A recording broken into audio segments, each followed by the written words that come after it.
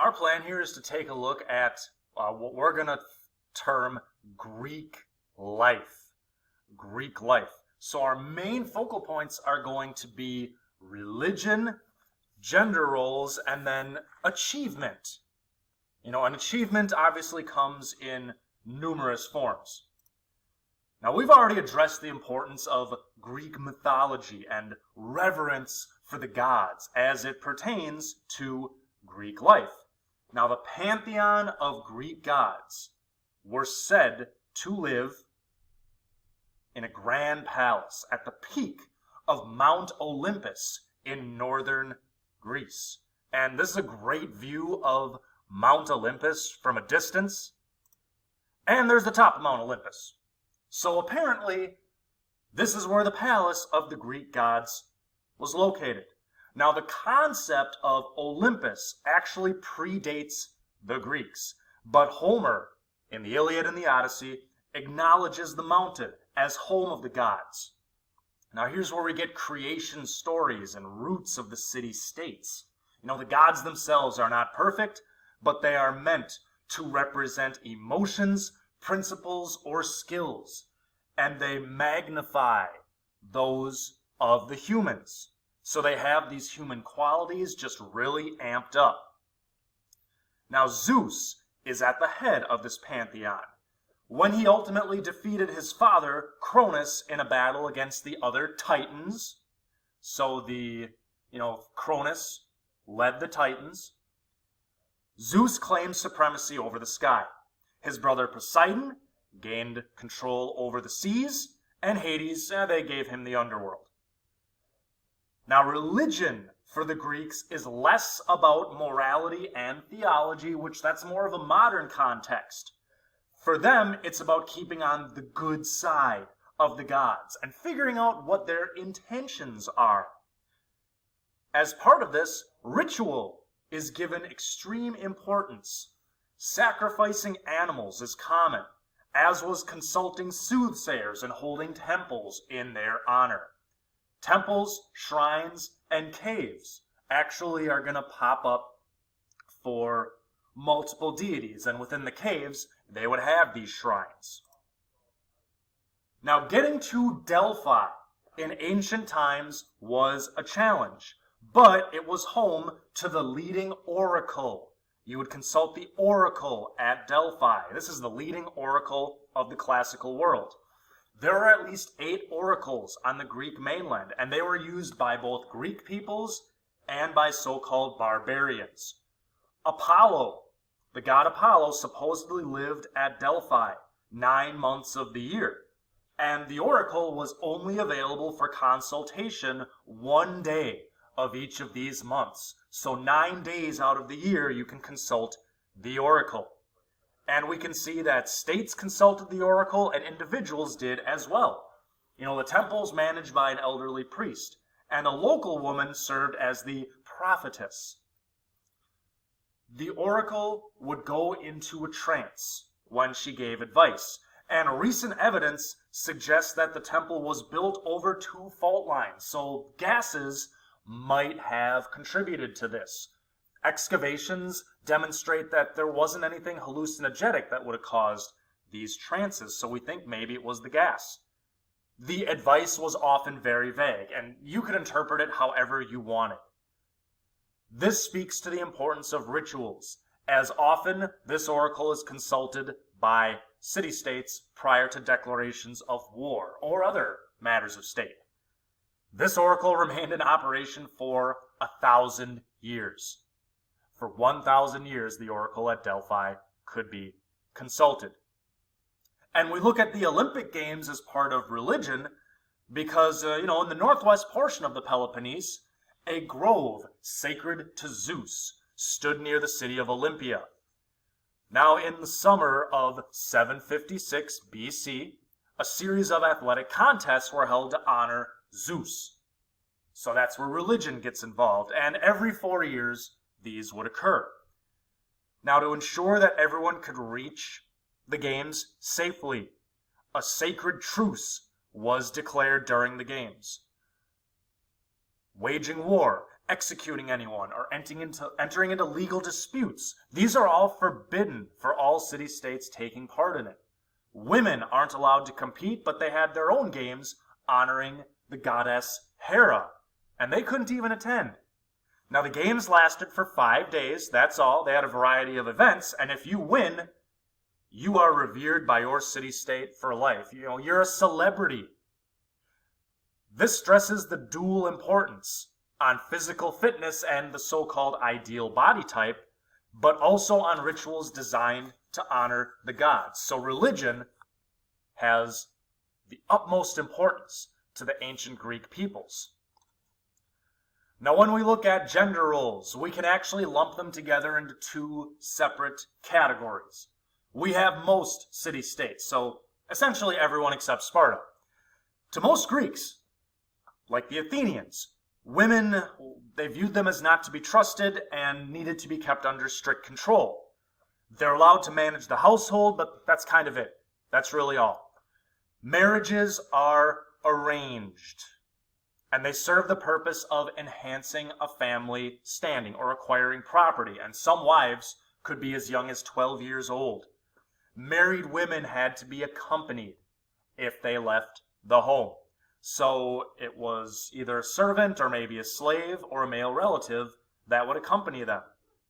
She would make clothing and again take care of the house. And really the only time that a woman was allowed out to mingle were religious festivals. So there's religion again and its importance. Weddings were actually informal and they didn't involve priests or the state. All right, so most city-states viewed women in this context. Totally different if you're in Sparta. Just like the men were supposed to be warriors, women are strong, tough, resilient. They're expected to be physically active and were provided with opportunities to maintain their fitness level. The Spartans viewed the main purpose of women as motherhood. And the theory is that healthy men and healthy women would produce strong and healthy offspring that would serve the state.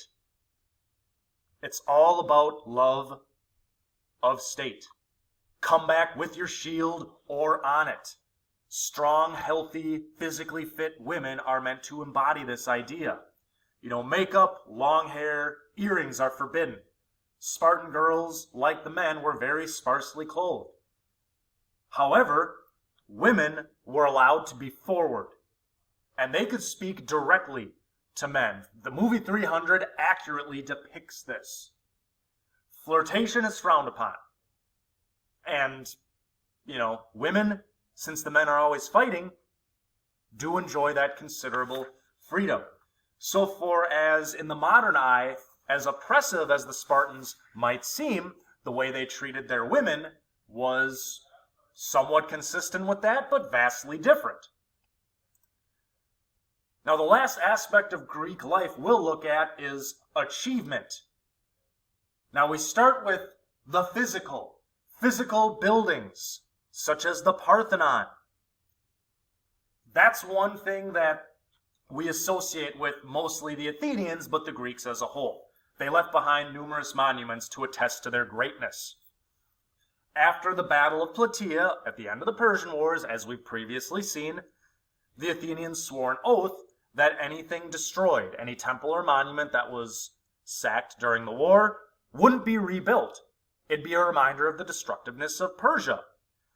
Now, once the leader Pericles takes over and Athens begins to grow richer, at the head of the Delian League, they rescinded the vow.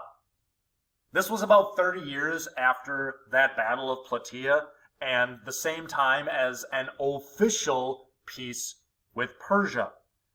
A 30-foot high bronze statue of Athena, the namesake of Athens, stood at the top of the Acropolis. And the Parthenon, this is a rendition as it would have originally looked. The Parthenon was completed about 7 years later to house this statue. Now we see that there's a variety of materials like marble and gold and ivory and bronze, and skilled workers like carpenters, coppersmiths, masons, engravers all helped complete this and other structures. because the Parthenon was just one of dozens of projects undertaken for the next 2 decades, not only to rebuild Athens, but Attica at large. Now, other projects, such as concert halls and gymnasiums, were constructed. This is telling us that Athens is transitioning into a cultural powerhouse. And this stresses the emphasis on the ideal body type and physical perfection that we also see in how much Olympic champions were adored. So we have the physical, but we are transitioning into the cultural. The theater is going to rise in prominence in Athenian society. Our concepts of tragedy and comedy come from this time, and we can see part of a performance of one of the most famous tragedies of all time, Oedipus Rex. Now, tragedy was designed to be state-funded. It was a state-sponsored contest, and prizes were awarded for the best tragedies during competition. Now, there normally were a total of 3 actors at the inception of tragedy, just 3 men on stage. There was a chorus that danced and advanced the narrative, and many tragedies are meant to embody modern-day Athenians.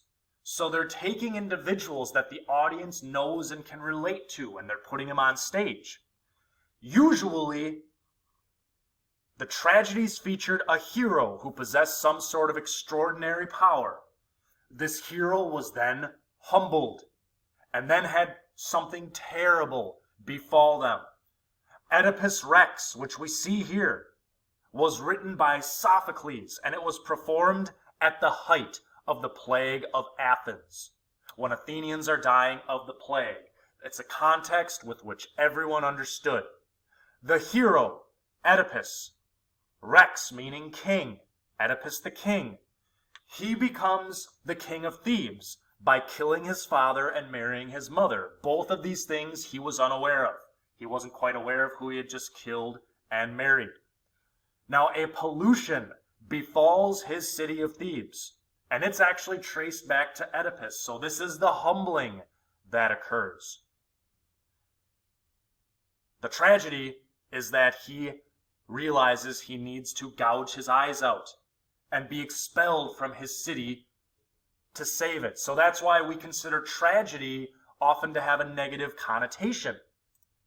In addition to tragedy, we have comedy, and the concept of comedy arises in the 400s BC, and it actually evolved from a profane satire of democracy. Satire meaning you're mocking something, making fun of it. Eventually it evolved into soft comedies that were kind of laced with innuendos, and then it transitions into more optimistic humor that focuses more on individuals rather than politics. But this idea of making fun of society and mocking the great politicians, there's a clear connection that we can draw between the origins of comedy and modern day quote-unquote news talk shows like The Daily Show. And comedy is seen as a more modern form of entertainment by the mid-300s BC, whereas tragedies are already viewed as classics. So it didn't take long for culture to take on classic status. So we see the importance of religion embedded into Greek life. We understand the role that women took on, and we can still see manifestations of Greek achievement, whether it's in the physical ruins of what they constructed, or the ideas of tragedy and comedy, which do have their roots with the great Greek authors.